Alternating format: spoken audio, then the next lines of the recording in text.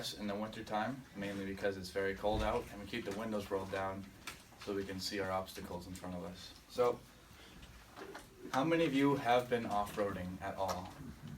Okay, a few of you.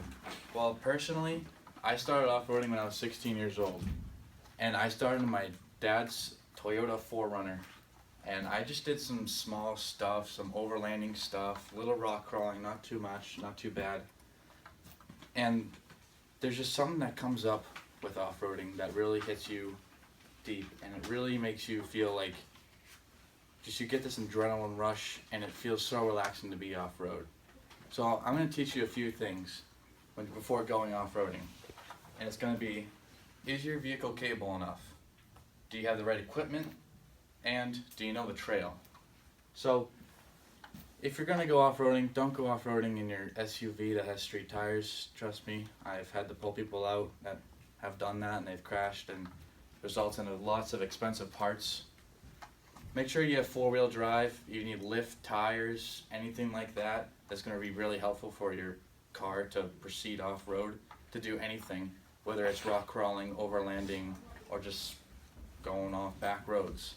Now, for equipment, this is the part that's a little more tricky, because if you don't have the right equipment, you could get stuck, and if you don't have a buddy with you, this could result in a lot of damage and a lot of money.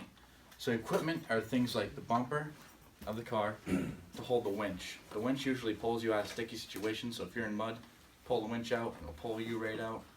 Another thing is a spare tire. Spare tires come in very handy, and make sure you do have a spare tire, because if your tire pops, then how are you going to get out of the mess that you're in?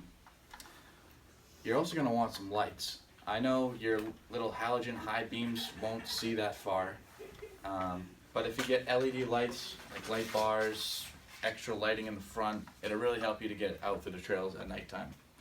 Now for the trail.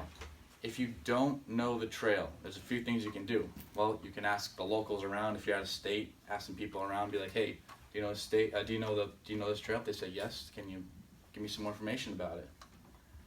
You could also ask a friend. If a friend has been on the trail, he can lead the way, and you guys can go off-roading together. Another one is you can just walk the trail. A little hike doesn't really hurt. You can walk the trail, see if there's trees down, see where you have the rock crawl, see where four-wheel drive will come in more handy. And overall, off-roading is a great experience. I've had a lot of fun times off-road. I've eaten sandwiches, have fun. I've even gone swimming and found swimming holes off-road. It's just a lot of fun. And just remember, the fun starts where the pavement ends.